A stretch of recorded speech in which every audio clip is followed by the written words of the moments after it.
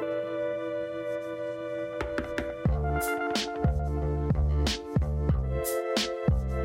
you, Mr. Franklin McCallie, for being here at the Bessie Smith Cultural Center. Today we're going to talk a little bit about your oral history and how it was that as growing up in Chattanooga as a member of one of the most prominent families here, how you, as a member of that family, felt privileged, as we would say. And I'd like for you just to talk about a little bit of that and talk about your history as a whole, please. So I'll start with you and let you tell your story the way you want to tell it. Thank you, Elijah. Well, you're right. I was privileged to be born in the family I was. I didn't earn that. When you're born into it, you're born into it. And it took a little while before I realized what I had in the name McCallie. My grandfather, my great uncle, founded McCallie School. My great grandfather, T.H. McCallie, the Reverend T.H. McCallie, was a very well-known pastor during the Civil War here in Chattanooga. And one of the things about him that was so amazing, when the Union Army was here, he was here. When the Confederate Army was here, he was here. He was here for both. He didn't leave either way. And they let him live in his home with his wife, and they knew he took no part either side. He preached to gray coats and the white population and the black slaves in the back in the church, First Presbyterian Church.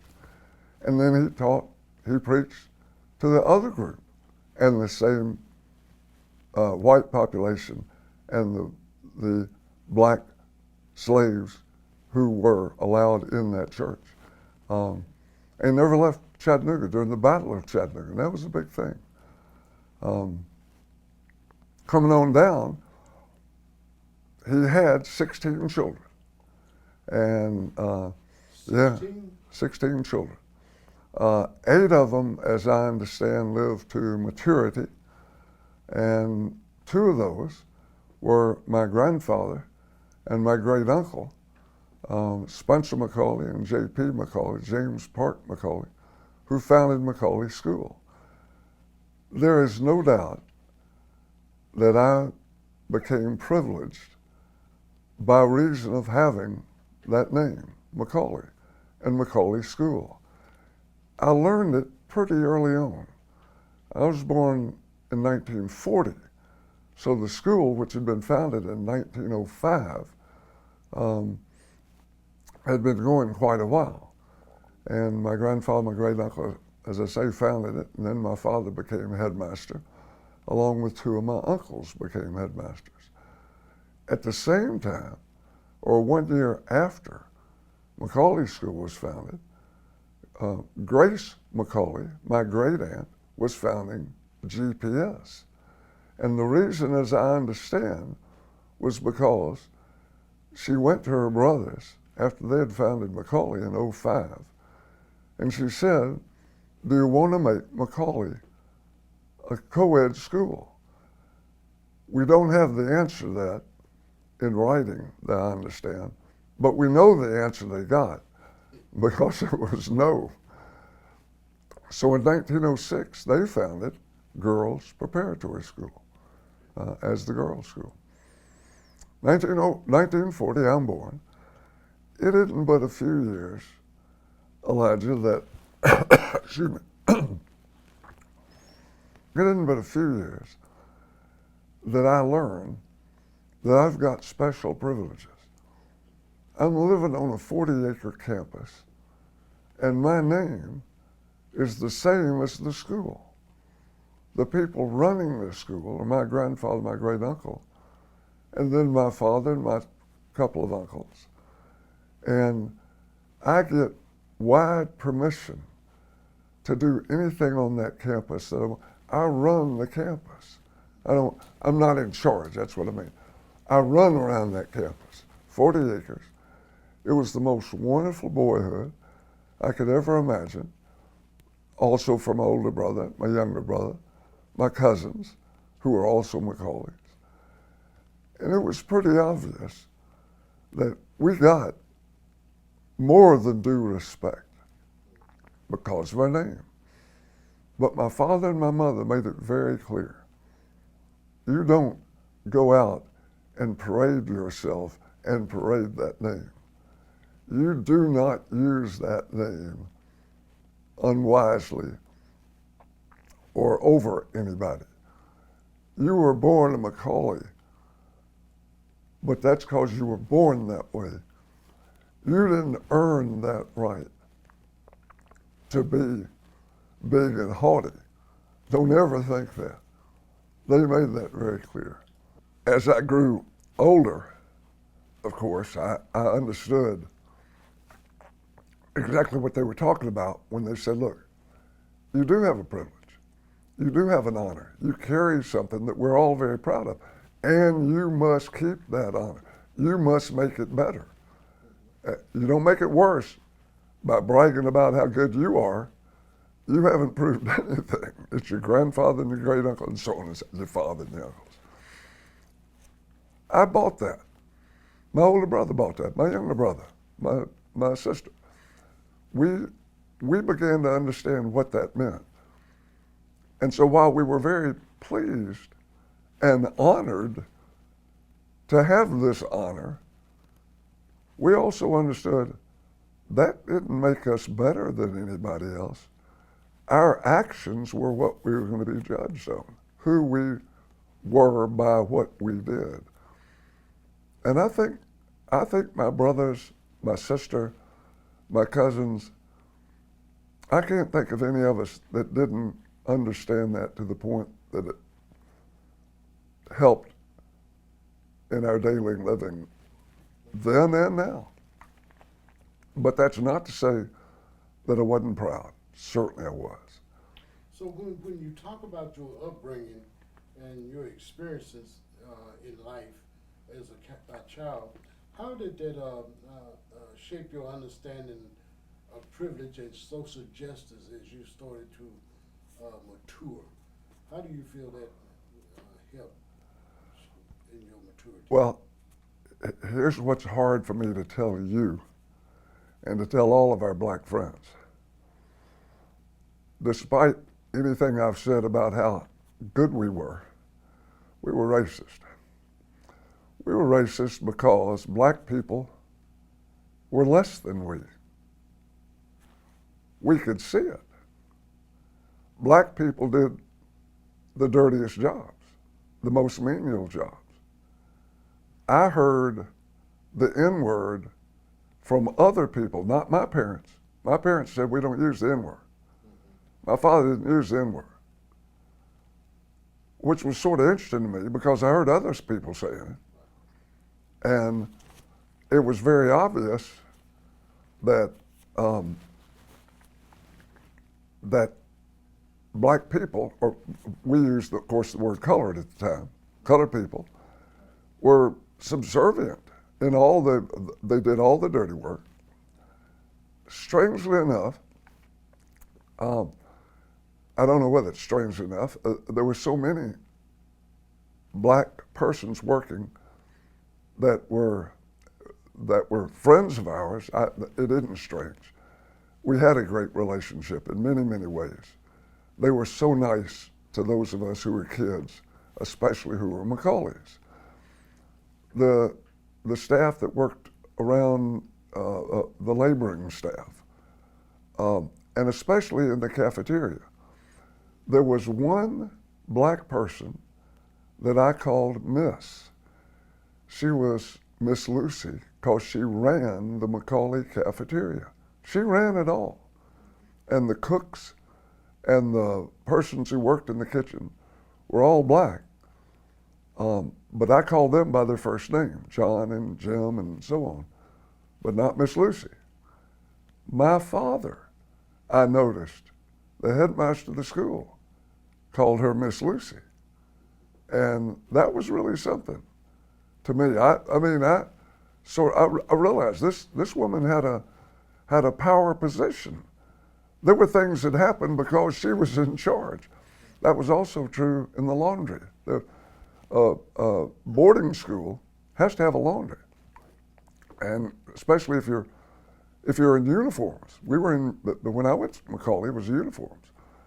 So a lot of things have to be cleaned and dried, and that was the McCallie School laundry. It was run by black people. And I remember the lady, I can't call her name right now, but she was also Miss. So there were two ladies on this campus that I called Miss, and they were black women. Now, if you'd asked me why you do that, I would have said, they're in charge. What do you mean? As I went through my early life, there wasn't any doubt in my mind that black people were lower than I and all whites.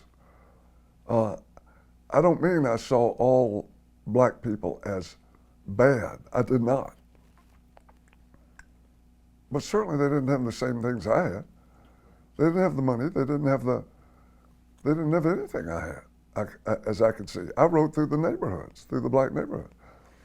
I had a black maid who raised me, spanked me, clothed me. I called her Lucille. She was a wonderful woman. Every black maid we had, every single one was wonderful. But I understood that there was a line there. I was white and she was colored. Now, when my mother and father go away, they say, "You mind, Lucille." But they didn't say Miss Lucille. They said, "You mind, Lucille." And Lucille could spank me. She clothed me. She had full control over me when my parents weren't here. And she was a black woman. She was a colored woman,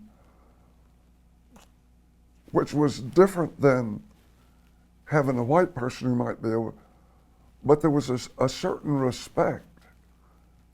There was a lot of respect. There was a lot of, "You mind, Lucille, what she says you do." I look back now and say, isn't that fascinating? She had all that power. She did have my respect in that way, but in another way, she did not have my respect because she was a colored. And down deep, I knew she was colored.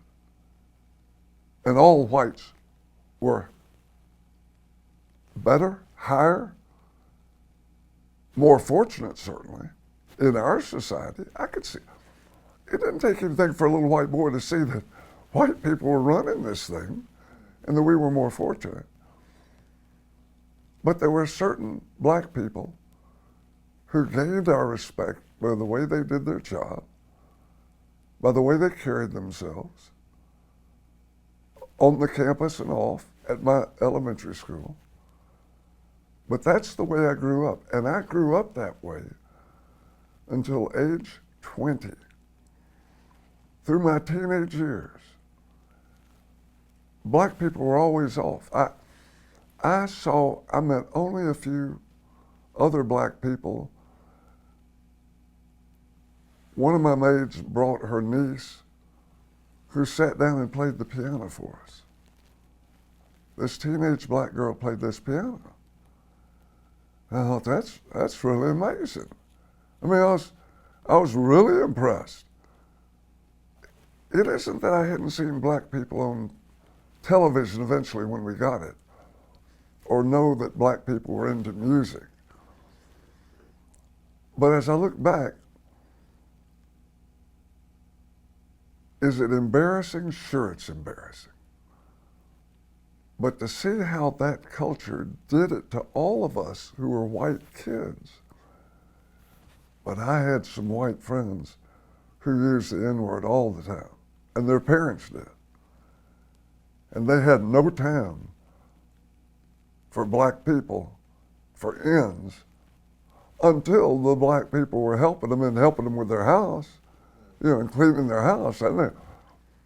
But for everybody else, well, I went away to college, and in college, I was invited by some white friends to go to an interracial dialogue. This was about 1961. 1961. I graduated from high school, 58. 1961, after I'd been there several years, there was going to be a black and white dialogue. I didn't know what that was. Some friends in our church group that I was going to, Southwestern Memphis, now Rhodes College, came and said, Franklin, do you want to go to this? I said, I don't think so. And the young lady looked at me and said, Franklin, you're the one that really needs to go and meet our colored friends. She embarrassed me to go. I did not want to go. We went over to Lemoyne College, Lemoyne now, black college. And when we got in a room, much like this, there were 100 whites, 70 whites, 30 blacks. They were waiting for us. They'd set it up. And I was real standoffish. I can feel this like yesterday. I was very standoffish. And I looked at all the black students, 30 of them, and they had a big circle. And here's 70 white kids. And I was not friendly at that time. I wasn't mean, but I wasn't friendly. I was standoffish, to say the least. And then they said, we're going to divide up into 10 groups of 10, 7 whites, 3 blacks. We're going to go in the little rooms. We're going to talk for 3 hours, 2 to 5. We're going to just talk, just meet each other.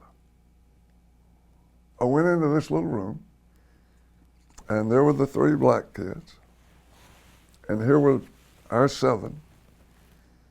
And several of our kids felt great about it. It was a good place for them to be.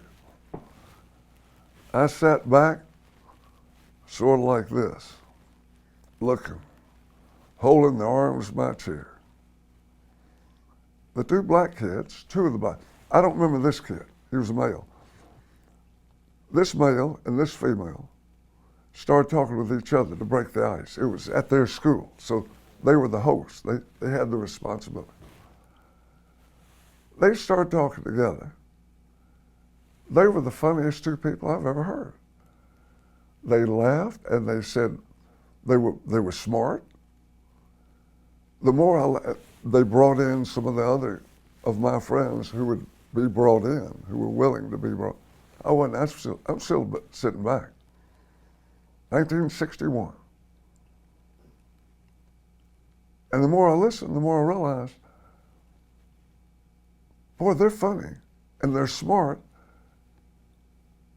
And all of a sudden I realized these 2 black kids are smarter than I am. I am Franklin McCallie of McCallie School, old-time family.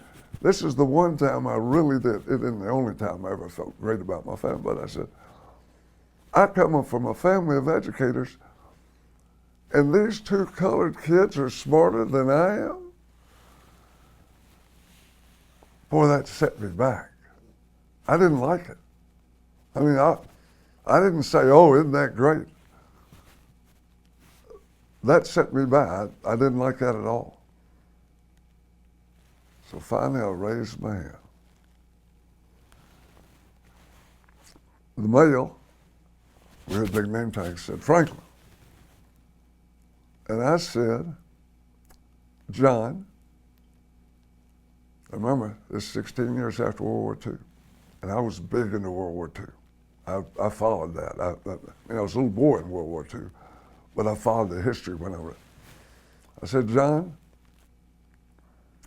tell me why, when black people went to World War II for America, your troops didn't fight very well. They gave up, they surrendered. I had heard that from some white troops coming back, white Southerners coming back come to our home to talk with my father, just to tell him that, and some probably McCallie students come, who said things like that, and I'd heard it. Now, John, the black guy, could have looked at me and said, that's the stupidest, silliest, rottenest thing I've ever heard, and it's a lie. And if he'd done it, he'd have closed me down, boxed me in, made me feel bad, made me feel defensive, and it would have done nothing for me at all. He didn't do that. He said, Franklin, where'd you hear that? I said, I heard that from some of the white troops coming back from World War II. They told me how some of those colored troops acted.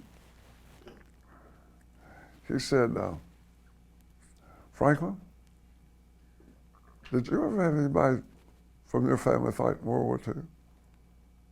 I said, yeah. I had two uncles. One was at Pearl Harbor when it was bombed, lived through it. One fought in the Philippines. He said, is that right? He said, I had two uncles who fought in World War II. I said, fine, good. He said, let me ask you something else. What were your uncles fighting for? What were my uncles fighting for? Freedom, justice, America, the Constitution. What do you think? He said, that's fascinating. So are mine. I said, fine. He said, Frank, did you ever eat in downtown Memphis in one of the stores in the restaurant or the counter? I said, sure. I said, any name one? I said, yeah. I shopped there, and then he said, what do you do? I said, I eat there.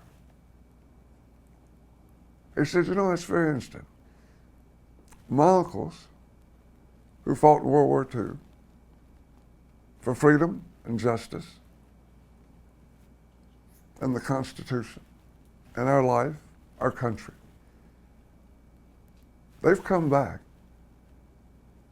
and we go shop in that store that you shop in. I said, great.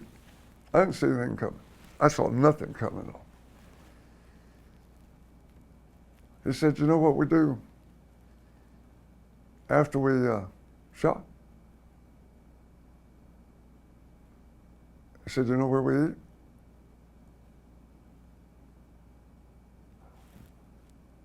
I said, you don't eat with me. He said, that's right.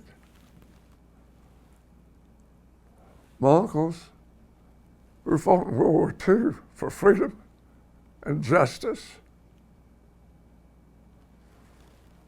we walk out of the store and go 2 miles away to Colored Town in Memphis because the store we shopped in, they won't let my uncles eat. And it hit me. I'd never seen it before. It got me. And I stopped.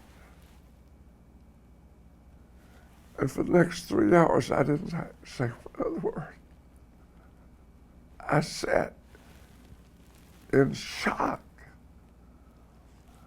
that I had not understood this before. Sure, you've never seen them eat in your restaurant before when you eat after you shop, because they're not allowed to. These vets, like your uncles, have to go out of town to another part of town to eat. When the meeting was over, I hadn't said another word.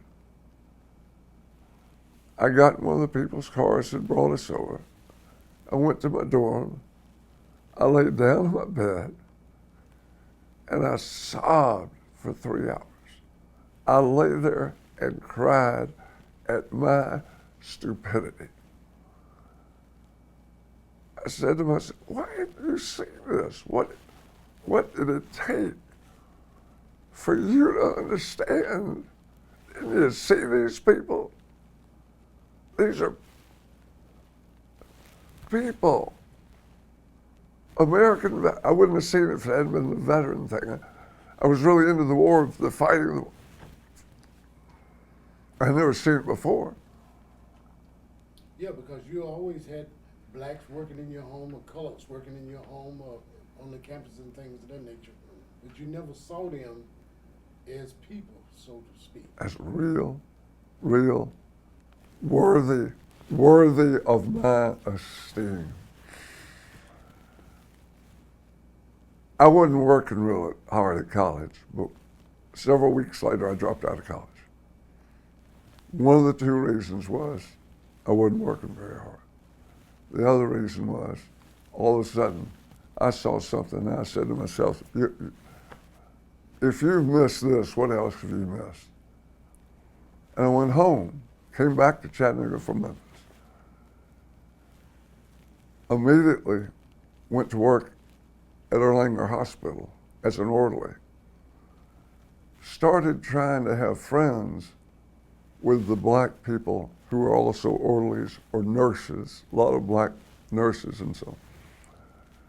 They'd be nice to me, but nobody really got real friendly with me. And I think at that time, they're still iffy. I mean, they didn't know anything about me. But here's this big old white guy who now is being very friendly, trying to make friends with the black employees like I was. But I guess they were wary. They had right to be wary of me. I'm trying to be friendly now, and But you had the name McCallie. I did. Anyway, did not go back to college. Dropped out of college, went on into the Navy for 2 years. Tried to be friends with black guys on my ship. We had 800 guys on my ship out of San Diego. Only 19 black men and almost 800 white. There was one black guy who'd be nice to me. The rest of them stayed together. And I think they stayed together because they were pushed together and they hung together. This one guy, they sort of even kept him out. He's a really nice guy, real quiet. So he was our friend. He was my friend and the other. Came back, went back to college. Followed my wife, came back married, followed my wife up to Baltimore where she was working by that time. Went back to college, but it was almost an all-white school again. Eventually was teaching in Baltimore where my wife was teaching in high school. Only had a couple of black kids in my class. Went to Harvard, got my master's. Had my first real black friend at Harvard. A young woman who saw this Southern boy who didn't seem to understand a whole lot about race. Anyway, we just hit it off in class and did a lot of talking. That was a help to me. And so I came back down to Chattanooga, my wife and I, 1968, 67 actually, and said to my father, I'd really like to teach at McCallie School, but you got to integrate. And my father said, we can't integrate. Those people can't do our work. Headmaster McCallie. Now, I hasten to say, I want to put this right here, because sometimes I forget to say it. Later he changed and he talked to the Board of Education, the Board of Trustees, and said we need to integrate. It was several years later. And one of the reasons he said was because his 3 sons and daughter and so many other people around him were saying, Dr. Spence, you need to integrate. And it finally hit him. And when I heard, when I couldn't go to McCallie, I went to Howard. I applied to Howard School, hoping they'd take me. And they did. Public school, all black. But I was at Howard one day and heard that Dad had put out the word, McCallie School was going to integrate. He had decided, and the Board of Trustees had decided. And I rushed over to school. At the end of the day, I'd never tell this story after that. My father heard I was coming. He came out of the building, the administration building. We saw each other. We hugged. We cried together. He said, Franklin, I've been wrong all my life. Next year, the Board of Trustees and I will integrate McCallie School. And he called Baylor and GPS and Bright School and said, we're going. He didn't call them and say, we'll go if you'll go. He called and said, McCallie's going. Several of them said, give us a few weeks to talk to our board. And they all said, if McCallie's going, as I understand the story, if McCallie's going, we'll go. Let's go together. And they did. So how did that make you really, really feel at that time? Because now you're working in a all black school. Well, right at that time, I had 2 feelings. One was a tremendous embarrassment of having been a racist kid for the first 20 years of my life. I mean, a little racist kid and older and into young adulthood. I was ashamed of that. I had been a leading Christian in my church and in my school. I had stood out. I was on my way to the missionary field, the mission field, and I had led in every Christian service that I could be in. And I looked back and I said, that's the way a Christian should have acted? I'd completely missed the point. That ain't what my Christianity had taught me at my church in theory. And my church never integrated until after we did, but that split in the religiosity, in the white Christian life back then, saying you love Christ and love what he did and love the people. But we love those people way over there and let them stay way over there. Isn't that amazing? That was ridiculous. It was terrible. And I realized it. And boy, did that hurt. You know, I'm thinking this is long. Are they too long to read? No, you read them. Is it okay? Yeah. It was 1951.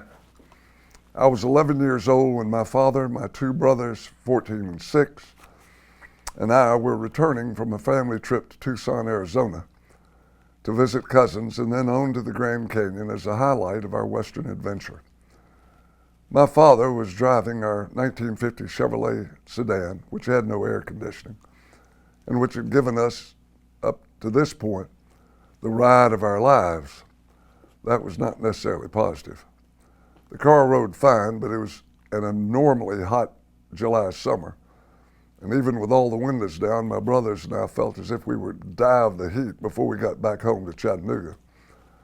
As we stopped at Carlsbad Caverns on the trip back, we'd left a jar of prized Sourball candies on the ledge beside the back windshield in full sunlight.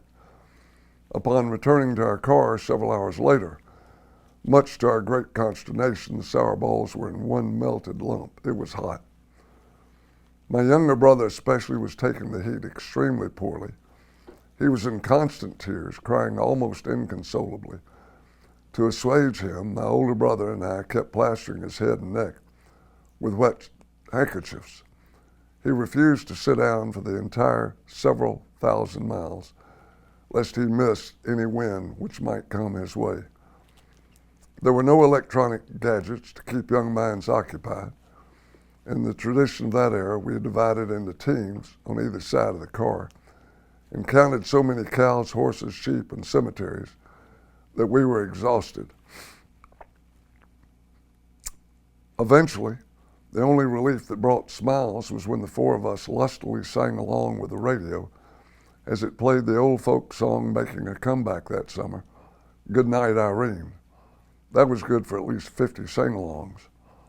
Eventually, however, even Irene was not enough for the three brothers, and we went back to how much longer? Are we there? Finally, in complete frustration, my father declared as we drove through Meridian, Mississippi, that he was going to take us to one of the greatest zoos in the U.S., in Overton Park, Memphis, Tennessee. His words were a little over the top, but Dad was desperate. The zoo had, according to my dad, almost every animal you would ever want to see. He made it sound as if this visit would rank second only to the Grand Canyon as a major point of interest on our trip to the West. This was exciting news indeed. I love zoos, and I was sure my brothers felt the same. Based on what my father had said, I began to imagine every animal I had ever heard of. My hope was that we would get there soon and be able to spend as much time as we wanted in order to satisfy our otherwise extremely dull and unduly hot cross-country trip from Arizona. The trip from Meridian, Mississippi to Memphis seemed longer than advertised by my dad, so that when we did arrive in Memphis, our patience had been tried again. But if we were on the outskirts of Memphis, the Overton Park Zoo could not be far away. Dad followed the map, pulled the car into the zoo parking lot, and drove around the teardrop driveway to stop immediately in front of the main gate. Strangely, he did not look for a parking place, and he did not tell us to get out and wait for him at the ticket booth. Rather, he said, "Oh, we can't go today." "What? Why not? It's open. I see people in there," I shouted. "They're colored people," whispered my dad. "We can't go in today." I couldn't understand why my father was saying we couldn't go in when the colored people were there. The year before, I'd sat on a bus next to a colored woman that had turned out all right. I could certainly go into the Overton Park Zoo and see animals with colored people. But Dad said, "Look at that sign there in front of the gate." It was a huge sign on which were written words I had a difficult time believing. "No white people allowed in zoo today, Memphis Park Commission." I was almost dumbstruck, but I could still argue. "Dad, we're here, and you said we could go to the zoo. This isn't fair. Why are they doing this to us?" Of course, I meant, why are the colored people doing this to us? My father responded, "Look at the other sign on the fence." We looked. There on the fence beside the gate was attached another sign. "Thursday, colored only." "But this isn't fair, Dad. We're here today," I shouted, both frustrated and angry. Dad turned to me and said, "Wait, son, let me explain something to you. White people can go to the Overton Park Zoo on Sunday, Monday, Tuesday, Wednesday, Friday, and Saturday. Colored people go to the zoo on Thursdays." my father thought that explanation would make everything all right with me. It didn't. What I did not reply to my father was what should have been obvious, even to an 11-year-old. Well, that's unfair to colored people, and it shouldn't be that way. Dad's explanation had not satisfied me. I was angry. But I wasn't angry at the Memphis Park Commission, which had made the ruling under Jim Crow laws of segregation. I was angry at the colored people because they were taking the day away from me that I'd been promised by my dad and that I'd been looking forward to ever since we drove through Meridian, Mississippi. That was a lot of miles and a lot of looking forward to a good time. And now that great experience was dashed by all these colored people who wanted to go to the Overton Park Zoo on this Thursday, the day we had arrived. We drove away. But the next several hundred miles were blue ones for me. A huge hamburger for lunch at a restaurant was a little help, but only when I was back in Chattanooga was I actually able to put Overton Park Zoo out of mind. Years later, when I attended college at Southwestern in Memphis, now Rhodes College, directly across the street from the Overton Park Zoo, I would visit the zoo, and looking back, I would shake my head at the 11-year-old boy who was so steeped in the racism of that day that he could not understand the actual injustice in that place on that day in 1951. So there are other stories that you've encountered along the way that you wrote about your experiences. Share, if you got one more, share that with us as we start to move this history along the way. Let me read this one. That's on the other one I'll read to you, if you'd let me. And for the audience, we really appreciate you having the mindset to write stuff down as you experienced it.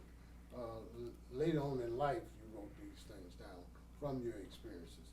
And we really appreciate that because that gives us some insight as to how you started thinking afterwards rather than at the time.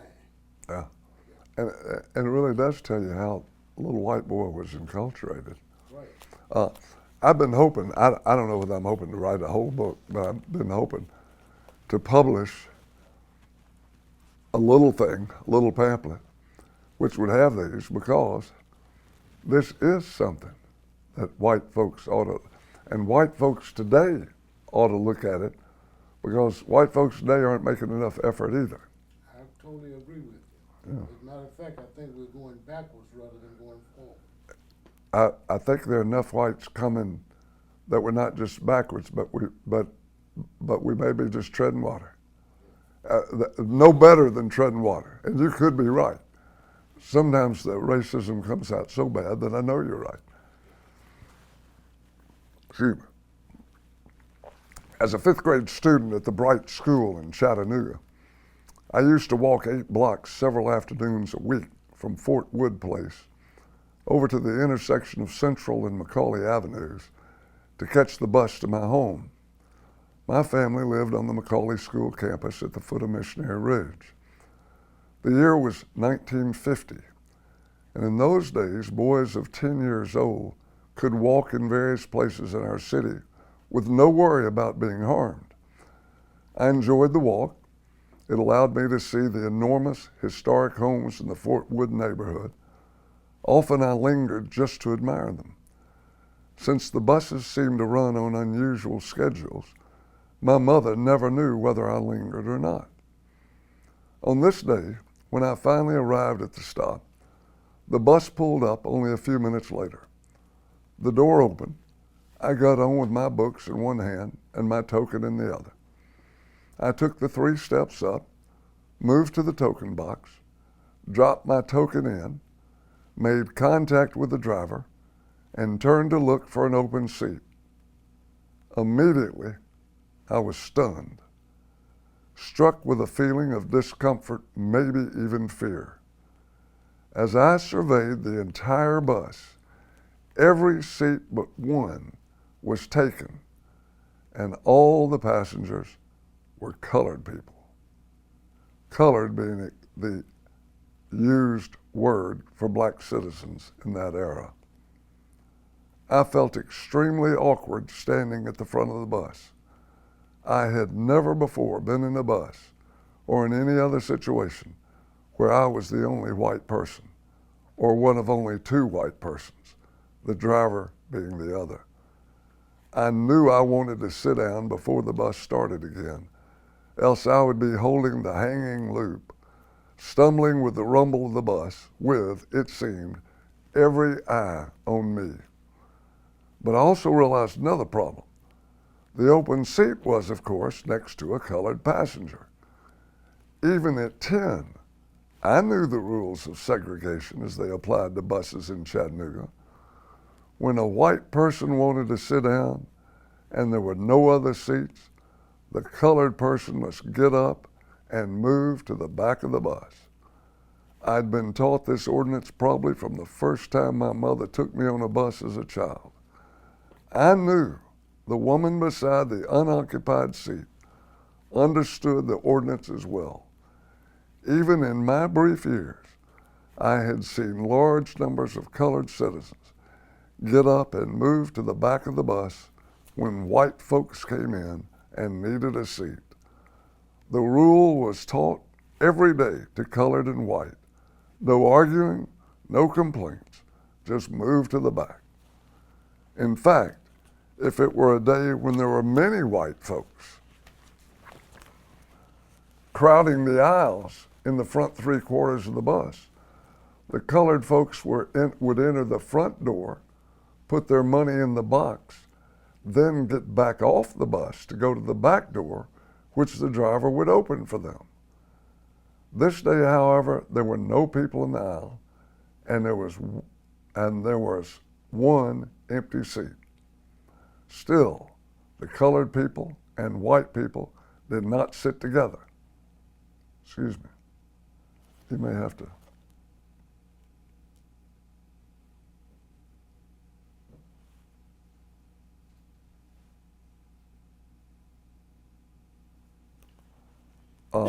I see something in there I didn't mean to have. White people.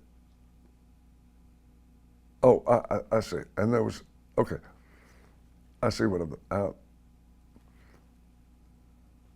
this day, however, there were no people in the aisle and there was an empty seat. Still, colored people and white people did not sit together. Thus, I waited for this woman to get up and move back. I never considered for a moment that she had probably worked all day on her feet and relished the few minutes she would be able to sit before she had to get off at her stop and walk home. I also made no transference from her to all the positives I knew and felt for the woman who was my family's maid, another colored woman who looked to me very much like the colored woman occupying this seat. So I stared at her and waited for her to get up and move to the rear. I had no doubt she would do that. It had always been that way. Colored people in Chattanooga had never failed to move. But this woman did not move. I knew immediately what I should do. I turned to look at the bus driver. He was in charge of this bus. He was white. I already understood that he was going to order this colored lady to move and let me have that seat alone. I looked at him. He looked at me. The driver did not tell the woman to move. He stared at me a few more seconds, turned away, faced forward, and started the bus down the road. To this day, I have no idea what the driver was thinking. In the years since, I've considered that possibly the driver saw only a young boy who had put a school token into his box worth about a half-cent.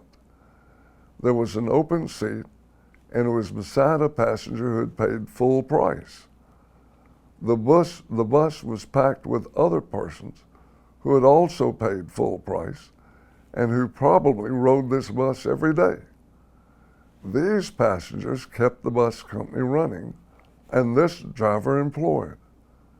I rode the bus home from school only on those days when my mother could not pick me up. These colored passengers would certainly be offended by the drivers making an adult colored woman, probably their friend, give up her seat to allow a young white boy to sit alone.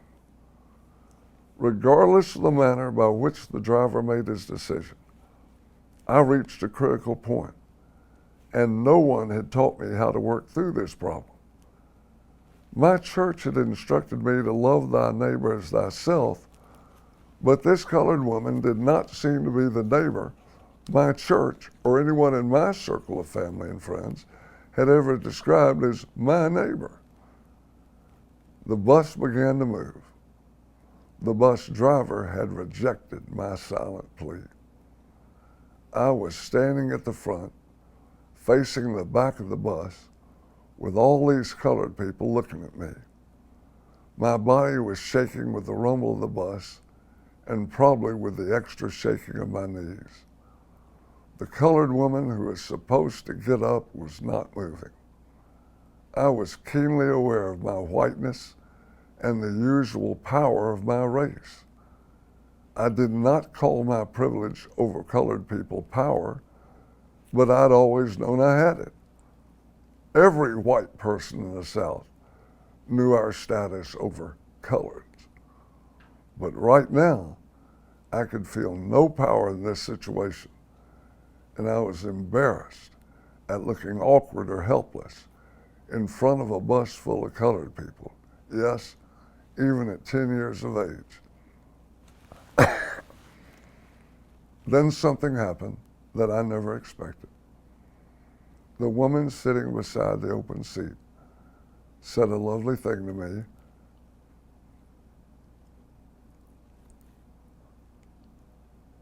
Which I've never forgotten. She said it twice,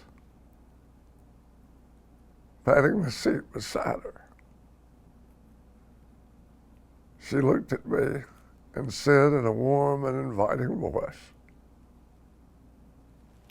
"Here, honey, you can sit right here. It'll be all right. Here, honey, you can sit here. It'll be okay." I immediately sat down beside this woman, feeling a great sense of relief that she had offered a way out of my discomfort, and in such a gracious manner. She had saved me from great embarrassment. Still, I sat as straight as an arrow, with my lips pursed, my face tight, my body tense, making sure I did not move. I sat that way for 2 miles, the time it took to get to my stop at the bottom of Missionary Ridge. When I got off, I was okay. I had not turned black, and the lady beside me hadn't hurt me.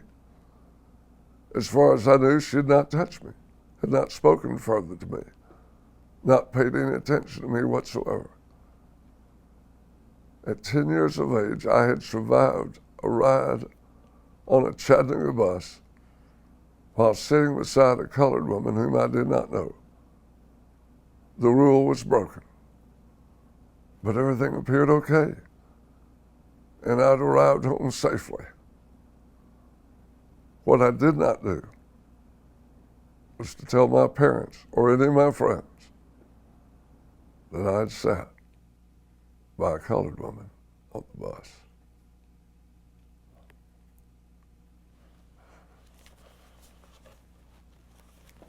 It's pitiful to have to feel that way.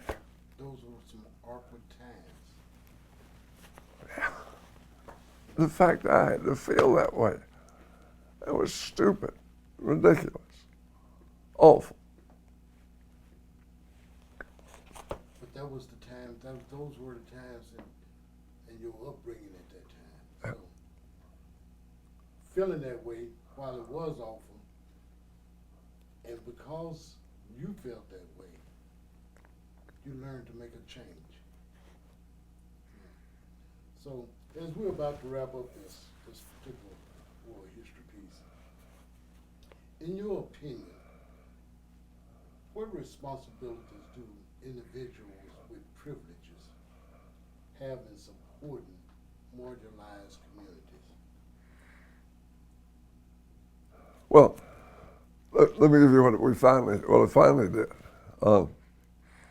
It was quite a while, Elijah, before, in fact, I had a lot of black friends. I had some, didn't even in the, as I said, in the Navy, didn't. The black guys had them and white guys had them. Came back, went to college, weren't many black people in my college. One black woman at Harvard reached out to me, was nice, we talked. That was the beginning. Came back here, couldn't teach McCallie, as I've said, because then went over to Howard. Wonderful experience at Howard High School. Taught 2 years, became the first white assistant principal. I had those 3 years at Howard.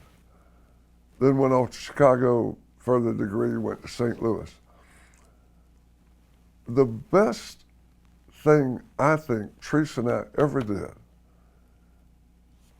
while we were in St. Louis, certainly we welcomed any black friends we had, but we were living in a largely white section, if I may say.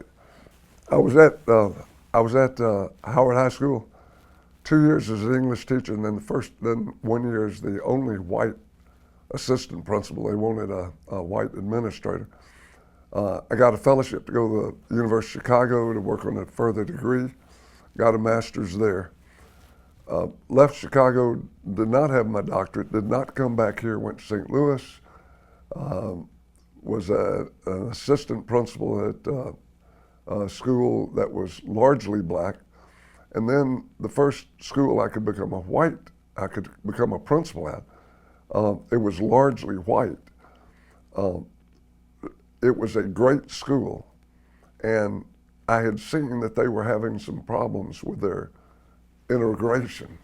Wasn't a big group of black students, but that was one of the problems. The former principal and some of the others in that community were not ready for whatever the black-white should be.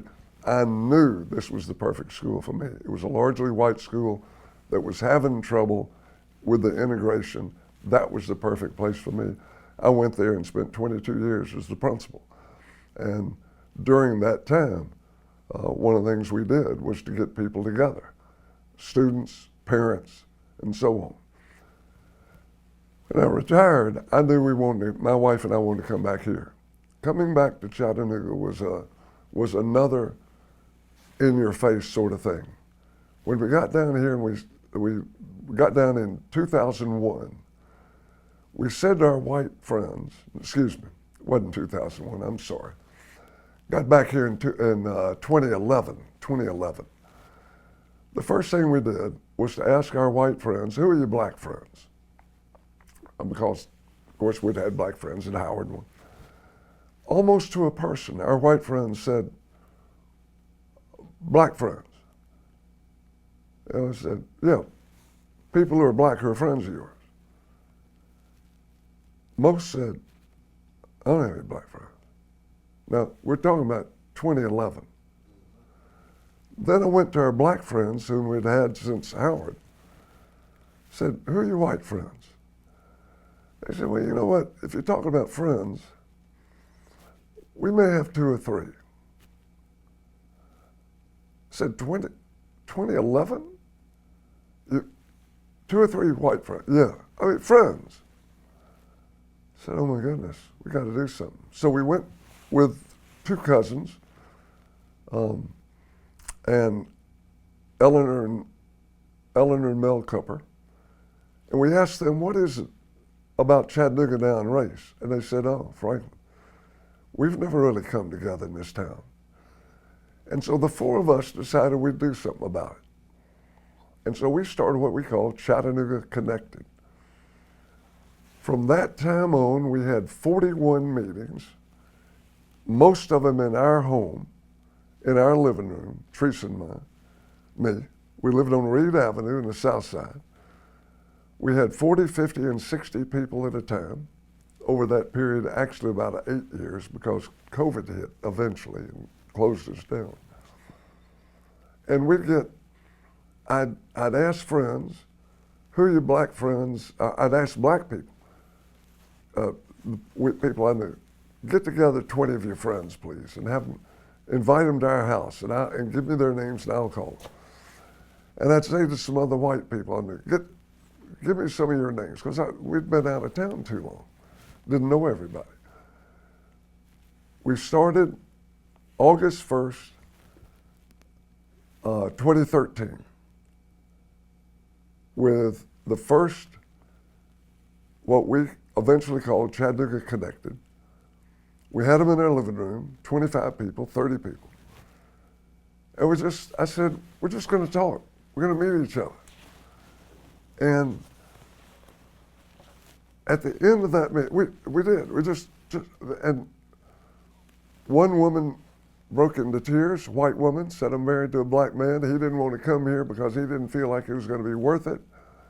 And he doesn't think white people accept him at all. Some others talked, not everybody cried, but there was some real emotion, real feeling. When we were through, and I was standing at the door saying goodbye to people, I had white men who would go out and whisper to me, thanks, I really needed this. They'd go real fast. They didn't make that statement out in front of everybody. But black people said to me, we've never been on a social visit in a white home before in our lives. Never had. From there, we had 24 of those meetings. We had more small dinners. We had 41 meetings in all during a period of 8 years, 3 of them big picnics out on the lake where we had 100 people. Everybody talking about what it is to be black and white. With 60 people in a room, you couldn't do that well, so we'd all gather in the living room, and then we'd send 10 people to 7 whites, 3 blacks, to the bedrooms, to 2 bedrooms, the kitchen, the living room, and the dining room. We did that for 8 years. We called it Chattanooga Connected. And I'm still getting people, Teresa and I and Eleanor and Mel Cooper, are still getting people say, I made my first black friend, or I made my first real white friend, sitting in your living room or in one of the bedrooms talking about we were just talking about what it is to be black and white in this society. What do you see? Who are you? And people paired off, and we're still hearing, COVID came, closed us down, but we're still hearing from people who said, you know what, my first real friend grew out of those. It didn't happen overnight. They had to have, and eventually we had 1,600 people come through our living room at those meetings over 8 years. I think we did something. Now we're out of our house in a retirement center, and Teresa and I both feel that it's time to pick up again. We've had 3 different dinners with black friends up there at our residence. And every time we had black friends over, 4 or 5, 10 of our white friends will come over sometime during the dinner and say, hi, Frank, how y'all doing? You got some friends here. We introduce them. We're not through, because Chattanooga isn't through. We got a long way to go.